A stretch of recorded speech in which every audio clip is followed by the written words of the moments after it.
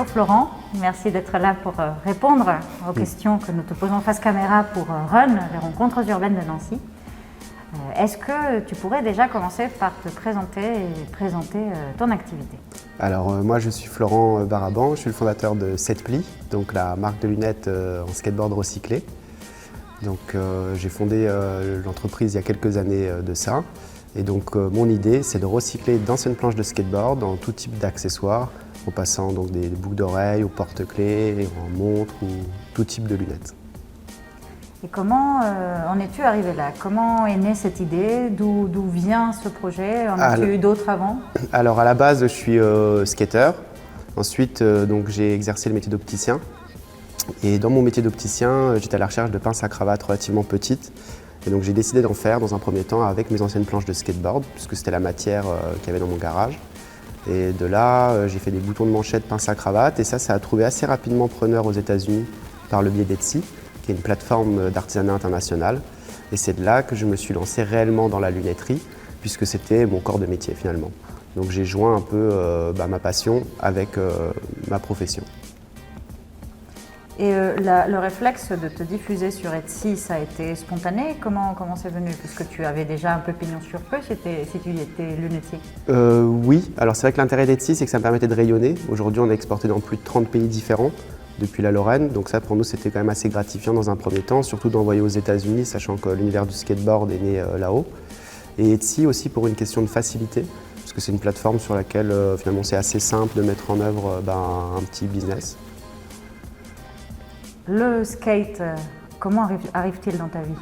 Alors à l'âge de 12 ans, à travers des vidéos qui provenaient effectivement des États-Unis et puis à travers des amis surtout. Le développement des skateparks en France aussi a amené un petit peu la discipline et encore mieux aujourd'hui avec notamment le skatepark qu'on a à Nancy qui permet vraiment la pratique de la discipline dans son entièreté. Et en tant qu'enfant, adolescent, tu as découvert du skate et elle s'est matérialisée comment? C'est tes amis, c'est tes parents pour un Noël? Oui, la première planche c'est lors d'un Noël effectivement. Et puis c'était une discipline qui était assez intéressante puisque le skate c'est peut-être plus que le sport, c'est aussi l'univers, c'est un style de vie finalement. Le fait de vouloir vraiment profiter de l'instant. C'est vrai que quand on fait une journée de skate, finalement on ne va pas passer 8 heures à skater intensément. Ça va aussi discuter avec les amis, partager un bon moment. Le sport, le skateboard rejoint tout un univers finalement, au-delà de la discipline. Et cette vie de skateur à Nancy, comment était-elle à 12, 13, 14 ans? Alors j'ai eu la chance d'habiter à Eulmont, qui est un petit village à 10-15 minutes à peu près de Nancy, où il y avait un petit skatepark que le maire avait mis en place. Donc c'était l'endroit où je pratiquais principalement la discipline. Et puis après, un peu plus en street, donc un peu plus dans les rues, puisque c'est ça aussi le skate, c'est savoir faire de chaque mobilier urbain finalement un accessoire de jeu.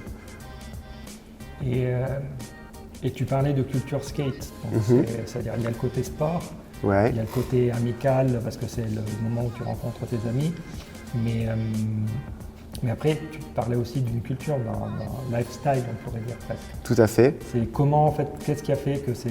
Est-ce que c'est ça aussi qui t'a fasciné, qui t'a attiré? Oui, certainement. Ouais, tous les univers de sport de glisse, je fais aussi beaucoup de snowboard l'hiver. C'est vrai que c'est tout un univers qui rejoint finalement à la fois la pratique de la discipline, mais aussi finalement une envie de passer du bon temps.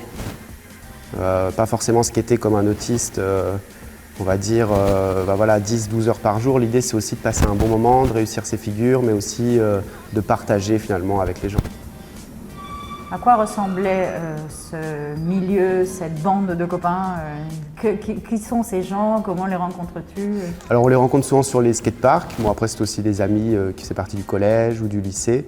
Ça rejoint aussi ceux qui pratiquent le BMX ou le roller. C'est vrai qu'à l'époque il y avait aussi beaucoup de gens qui faisaient du roller. On partageait tous un peu la même envie finalement de pratiquer ce sport qui en plus était nouveau. Donc il y avait plein de choses à inventer et il y en a encore plein. C'est ça qui est assez intéressant avec le skateboard, c'est qu'il y a toujours des nouvelles figures qui sortent. Ça ne s'arrête jamais. Des nouvelles figures et des nouvelles matières. Tu dis, c'est ce que j'avais dans mon garage, dans mon atelier, mes vieilles planches. Ce n'est pas forcément spontané de se dire je vais les découper, les démembrer, les maltraiter. C'est vrai. L'intérêt du skate, c'est qu'il est constitué de 7 plis d'érable qui vont en plus être colorés. Donc ça, c'était quand même assez attirant, puisque d'une planche à l'autre, on n'a pas le même jeu de couleurs à l'intérieur. Donc on n'a pas besoin de rajouter ni d'encre, ni colorant, ni fixateur. Et à chaque planche va révéler en fait un jeu de couleurs unique qu'on n'aurait même pas forcément pensé à faire de nous-mêmes. On n'aurait pas associé les couleurs de la sorte ou autre. Mais ce qui nous permet de devoir travailler avec quelque chose qui est déjà établi. Et ça, c'était assez intéressant, puisqu'au final, c'est toujours une petite surprise. Et je dirais, une chose, c'est apprendre à produire des lunettes, à faire des lunettes. Autre chose, c'est créer une entreprise qui fait des lunettes à partir d'un matériel qui n'a pas été pensé pour ça. Donc, quelles ont été les étapes les importantes, les points à la ligne qui t'ont marqué dans le parcours que tu as fait? Dans le parcours, alors pour parler vraiment de la partie lunetterie, parce que c'est vraiment notre produit phare, c'est l'article sur lequel il y a eu le plus de recherche et développement, si je puis dire. Les premières choses, c'était alors déjà de laisser les traces d'usure. Dans un premier temps, je ne laissais pas les traces d'usure qui est en dessous de la planche. Aujourd'hui, toutes nos lunettes résultent des traces d'usure, ce qui fait qu'on ne peut vraiment pas avoir deux lunettes qui sont identiques. Donc ça, c'était vraiment une première étape. Ensuite, la deuxième étape, ça a été le storytelling. Donc vraiment d'inscrire sur chaque étui l'historique de la planche, par qui elle était pratiquée, où la meilleure figure, donc le best tricks qui était réalisé avec cette planche. Ça, je trouvais que c'était vraiment intéressant de montrer que voilà, la lunette, c'est avant tout un morceau de bois qui a été piétiné pendant des heures avant de venir corriger ou protéger la vue. Et puis alors la dernière étape, ça a été le brevet, donc notre brevet principal, c'est le fait d'utiliser les courbures. Puisqu'on utilise donc des planches où on a un galbe de chaque côté, et c'est vraiment la courbure des extrémités qui va conférer le galbe des branches. Et même chose pour la face de la lunette. Comme si la planche de skate était vraiment faite pour être recyclée en paire de lunettes. Et que devient le reste de la planche? Alors le reste, donc une fois que la planche elle est détourée, en fait ça va faire un squelette de planche avec les formes de lunettes qui sont retirées évidemment. Donc ça va servir de présentoir pour les opticiens. Donc ça nous permet nous de recycler nos déchets de production, mais aussi à l'opticien de pouvoir vraiment montrer la transparence du projet. Donc comme ça, le client comprend parfaitement d'où provient la lunette, puisqu'après l'opticien va remettre les lunettes une fois fabriquées dans la planche aux endroits où celles-ci ont été taillées. Et pour finir, la sciure, puisque c'est la dernière chute de production qui nous reste, c'est recyclé en papier. Donc on a élaboré en 2017 un papier qui est constitué à 98% de sciure de skateboard. Donc ce qui nous permet surtout d'être jusqu'au boutiste. On n'est pas sur un papier de grande qualité, ce n'est pas non plus un papier qui est destiné à la vente. Il nous permet d'inscrire nos conditions d'entretien. Et pour nous, c'était important de vraiment générer aucun déchet à la suite de nos usinages. Alors moi, ce que je vois là, c'est une démarche qui est écologique. On peut utiliser ce Tout à fait. Il y a une vraie volonté de recycler, mais tant que ça reste quelques paires de lunettes, quelques planches suffisent. À partir du moment où l'entreprise grandit, ça veut dire qu'il faut avoir une filière d'approvisionnement. Oui. Et donc, mais pour avoir autant de planches, un certain nombre conséquent de planches, ça veut dire que par derrière, il y en a beaucoup qui sont produites. Donc, comment a évolué le marché de la planche de skate? Est-ce que c'est compliqué aujourd'hui en France de trouver pour vous la matière première ou... Alors nous, pour nous, c'est pas du tout compliqué. C'est vrai qu'on a un bon réseau, puisque ça fait quand même maintenant une quinzaine d'années qu'on est dans le skateboard. On a eu la chance d'avoir une vidéo sur Brut qui nous a permis aussi de gagner en notoriété. Et donc les gens, spontanément, nous envoient des planches de skateboard. Aussi, il faut savoir qu'aujourd'hui, le skateboard, c'est vraiment un marché porteur. C'est un sport autour duquel il y a un vrai engouement depuis 2 années. On le sent que c'est un sport qui regagne en énergie. D'ailleurs, ça rentre au JO cette année. Ça fait partie des sports olympiques. C'est la première année où le sport skateboard devient un sport olympique. Donc toutes ces choses-là font qu'on a la chance d'être là un petit peu au bon moment par rapport notamment à la pratique de la discipline. Alors il est évident qu'en période de mars-avril, c'est toujours plus compliqué de récupérer des planches puisque l'hiver, il y a un peu moins de pratique de la discipline. Mais par contre, l'été, ça peut aller très vite, surtout qu'on est en partenariat avec certains pro-skateurs, donc des professionnels de la discipline qui peuvent consommer 2 à 3 planches par mois. Donc à la fin d'une année, ça fait quand même un petit stock de planches d'une 30aine de pièces assez facilement. C'était une question que je voulais te poser. Comment on use un skate? Alors on l'use en sautant des marches ou ce genre de choses. Ça va être aussi en slidant. Donc l'idée de glisser sur une barre en métal ou un petit muret, donc ça effectivement ça va avoir tendance à altérer un petit peu le dessous de la planche. Et puis après on a aussi, quand le skater a un vrai niveau, qui fait des sauts avec une certaine amplitude, la planche elle peut aussi casser, ça arrive, une mauvaise réception. Donc ça, ces planches cassées, on les récupère aussi puisque même s'il y a une cassure, on peut encore en faire beaucoup de choses. Et avant d'en venir à la création d'entreprise, comment passes-tu de skater à opticien? Alors, skater, ça fait partie de ma discipline, de ma passion, on va dire, de mes activités du quotidien. Opticien, c'est des études qui m'ont permis d'accéder à ce job. C'était un BTS en France qui se réalisait, qui existe toujours d'ailleurs. J'ai toujours été un peu minutieux, donc finalement, le métier d'opticien, ça m'a toujours un petit peu interpellé. Bon, moi-même, je ne porte pas de lunettes de vue, mais c'est vrai que c'était un métier qui alliait à la fois un petit peu de travail manuel, un petit peu de médecine, et puis un petit peu de médecine de partie médicale, on va dire, avec le centrage des verres. Aujourd'hui, l'opticien est habilité à réajuster la correction, par exemple. Donc c'était un métier qui me paraissait assez divers et varié. Et donc c'est pour ça que je me suis engagé dans ce secteur. Et l'aspect esthétique dans ce métier a compté ou pas? Pardon? L'aspect esthétique, oui. Est-ce que la recherche esthétique avait une importance pour Oui, toi bien dans sûr, ton faire? bien sûr. Toujours bien aimé les belles choses, les choses bien faites. Et c'est vrai que le fait de pouvoir travailler avec minutie sur des petits articles, ça m'a toujours intéressé. Et donc la création d'entreprise, comment on fait pour se lancer là-dedans? Alors, il faut avoir l'idée, mais... Ouais, c'est vrai qu'on a la chance d'avoir le statut auto-entrepreneur aujourd'hui en France, donc qui permet quand même en l'espace de 2 semaines de mettre en place finalement une petite activité pour laquelle en plus on ne prend pas trop de risques, puisque si on ne gagne pas d'argent dans un premier temps, on ne paye pas vraiment de taxes. Donc c'est vrai que c'était quelque chose pour moi d'important, une certaine sécurité. Et puis ensuite, on a la chance d'avoir les réseaux sociaux. Donc c'est vrai qu'il y a 10 ou 15 ans, une entreprise comme Setpli aurait eu beaucoup plus de mal à exister. Aujourd'hui, avec l'aide des réseaux sociaux, ça reste des vecteurs de visibilité qui sont gratuits. Et donc tout ça, c'est bien imbriqué. Comment Etsy a été un point de départ, mais comment tu l'as fait vivre sur les réseaux sociaux? Quel type de communication, de démarchage tu mets en place? Alors c'est vrai qu'on démarche assez peu de gens. D'ailleurs, tous nos distributeurs aujourd'hui sont soit des opticiens, soit des concept stores qui sont venus au contact. Nous, on met un point d'honneur à démarcher personne et à surtout pas faire de démarchage commercial ou autre. Nous, ce qu'on veut, c'est proposer quelque chose avant tout. Donc finalement, on s'attarde sur notre produit, sur notre mission, sur notre univers, sans jamais vraiment essayer de le vendre. Ça, c'était important pour nous, parce qu'en fait, ce qu'on apporte, c'est vraiment ce qu'on fait avant tout. Et on a l'impression que ça marche plutôt bien, puisque ça donne finalement une image de... Comment dire, notre objectif, c'est pas finalement de vendre le produit, mais c'est de le faire. Et ça apporte quelque chose d'un petit peu plus consistant, on a l'impression. C'est-à-dire? C'est-à-dire que du coup, on va travailler plus par amour, sans forcément avoir des objectifs de chiffres. On a des objectifs de qualité, on a des objectifs de confort pour la lunette, de maintien. Voilà, on s'attarde sur les valeurs fortes du produit et non sur son image.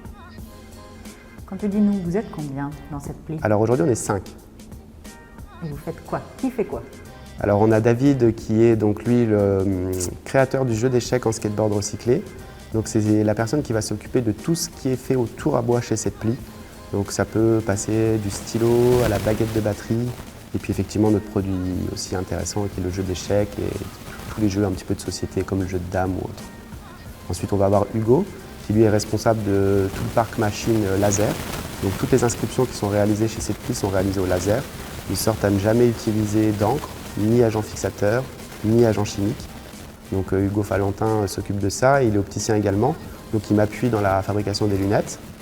On a Lucille Garot qui nous a accompagnés aujourd'hui, qui elle s'occupe donc vraiment le bon fonctionnement de l'atelier dans son ensemble, donc sur la production au quotidien. Et puis Lola Moreno qui est là depuis 1 mois. Et donc, qui est une nouvelle entrante, donc on va voir un petit peu. L'idée, c'est que chacun trouve un petit peu sa place aussi au sein de la société avec ce qu'il peut apporter. Donc Lola qui sera certainement responsable des parties un peu réseaux sociaux, TikTok, Instagram, Facebook et autres réseaux à venir. Donc ça grandit. Donc ça grandit, tout à fait. Et vous êtes tous nancéens? On est 2 à être nancéens. On a une personne qui vient de Vemrange à la frontière luxembourgeoise et puis Lola qui vient de Tonnance-les-Joinville. Donc, des gens du coin, tous unis par la même passion du skate ou pas? Oui. Oui, c'est vrai qu'on est tous quand même un peu unis par la passion du skate, ou à la limite Lucille, qui elle ne pratique pas la discipline, elle fait partie des brodeuses à la base, donc elle est plus attirée par la partie minutieuse, on va dire, de la démarche. Et tous unis par le skate, tous unis par l'écologie aussi, par la démarche. Oui, tout à fait. Nous, on peut dire qu'on est tous un peu sensibles, plus ou moins, suivant les profils, mais on a tous une certaine sensibilité à l'écologie. Qui vient d'une question générationnelle, ou est-ce que tu penses que la pratique du skate et la pratique de la ville ou de l'environnement t'y a intéressé tout particulièrement? Je pense que c'est aussi une question générationnelle. C'est vrai que finalement le skateboard, c'est peut-être pas on va dire, le sport de glisse le plus écologique qui soit non plus. C'est une discipline qui se pratique sur du béton. C'est vrai que dans le monde des sports de glisse, le surfeur par exemple est beaucoup plus écologique que le skater, ça c'est sûr. Donc je dirais que c'est plus une question générationnelle, une envie aussi d'avancer et d'être aussi sur des marchés peut-être porteurs aussi. On sait que c'est aussi des créneaux qui sont intéressants et qu'il faut absolument avoir un maximum de marchés porteurs au sein de sa société pour peut-être voir un avenir. Et puis avant tout, avoir envie d'arrêter de jeter, de consommer la vie. Je pense que c'est des questions qui peuvent à la fois intéresser, en tout cas qui sont débattues actuellement dans le milieu du skate et dans le milieu de la industrie, qui pas suffisamment sur encore. Et est-ce que vous, en tant qu'entreprise, vous voulez aussi imposer d'une certaine manière ou participer à faire émerger ces... Oui, nous on est très fiers de ça. Après on pense qu'effectivement la politique elle se joue avant tout dans la consommation. Donc au final c'est vrai que de plus en plus de personnes en fait, veulent consommer du produit éthique qui est fait en France, qui est recyclé. C'est vrai que quand on parle même de lunettes en plastique recyclé, bon c'est chouette, c'est mieux qu'une lunette qui est pas en plastique recyclé, mais quelque part on est obligé de réintroduire du plastique vierge, on refait du plastique, on sait que ça finira tout de même dans les océans. C'est vrai que ça, nous on avait vraiment envie de montrer qu'on faisait vraiment du recyclage et qu'on n'utilisait pas le mot pour vendre, qu'il y avait une vraie démarche derrière qui était complète et entière. Donc pas de greenwashing voilà. dans cette affaire, exactement. Même si ça fait partie du cœur de cible, du cœur de métier de l'entreprise. La question est juste pourquoi tu dis nous ne nous focalisons pas sur le démarchage parce que notre but c'est plus de faire que de vendre. Oui. Et nous sommes écolos, mais nous n'allons pas en faire une bannière. Oui. Tout naturel. C'est ça. C'est assez naturel et puis finalement, nous ce qu'on essaye de prouver, c'est qu'on peut faire du recyclage et du recyclage premium. On a toujours l'impression que finalement, quand c'était recyclé, recyclage c'était toujours connoté avec bricolage. Comme si même du papier recyclé, c'est un peu grisonnant, c'est un peu tacheté. On ne peut pas faire du recyclage propre, on a l'impression, en tout cas au niveau de qualité de finition du produit final. Nous, on voulait que les gens puissent acheter nos lunettes sans forcément savoir que c'est du recyclé, juste pour l'esthétique, pour revenir notamment à votre première question. Et ensuite, le fait que ça soit recyclé, c'est un vrai plus. Il se trouve que c'est vraiment recyclé puisqu'on utilise en plus pas de colle, pas d'encre, pas d'agent fixateur, on ne met jamais de couleur. On est vraiment sur un produit qui est éthique et même la courbure, comme on l'a vu précédemment, dépend directement des courbures de la planche. Pourquoi rester à Nancy dans une telle entreprise innovante finalement? Alors c'est vrai que Nancy, c'est assez intéressant comme ville pour démarrer des projets comme celui-ci, puisque finalement c'est quand même une ville où il y a une certaine quantité de population quand même. C'est pas une ville qui est trop petite et à la fois on aurait développé ça à Paris, on aurait certainement été noyé un petit peu dans la masse. C'est vrai qu'à Nancy, on est un petit peu au cœur de l'Europe, comme on dit souvent, au cœur des échanges européens. Donc ça nous arrive, on a des distributeurs en Suisse, en Luxembourg ou autre. Mais surtout, ce qui est intéressant, c'est qu'on est sur une ville à taille humaine, j'ai envie de dire, où les acteurs de la ville sont assez facilement accessibles. Et puis en plus, à Nancy, on a la chance d'avoir un magnifique skatepark depuis 3 ans qui est vraiment intéressant. Pour nous, c'est vraiment le top. C'est vraiment le top parce que vous y inspirez, vous y collectez de la planche. Voilà, notamment. Et puis aussi, ça va drainer quand même une certaine population de skateurs qui peuvent venir de 50, 100 km. On a des skateurs des fois de Dijon qui viennent pratiquer le parc. Donc c'est quand même intéressant, ça crée quand même une dynamique autour du sport. On voudrait peut-être finir sur une question rituelle dans l'affaire. Nous parlons donc des rencontres urbaines de Nancy, c'est peut-être pas le meilleur des termes, urbain, mais qu'est-ce que cela voudrait dire pour toi, urbain ou street? Est-ce que ça a un sens pour toi? Oui, c'est sûr que ça a un sens. Un petit peu sortir des codes, de ce qui se fait, je pense. Se réunir autour de la rue, autour des arts de la rue, que ce soit même autour du graffiti. On sent qu'il y a quand même des univers qui sont très proches entre le skateboard, le graffiti et autres. Et je pense que oui, c'est intéressant parce que c'est des milieux pour lesquels on évolue au-delà des codes finalement. Où on a vraiment une identité et on l'assume. Merci beaucoup pour ton témoignage. Merci à vous.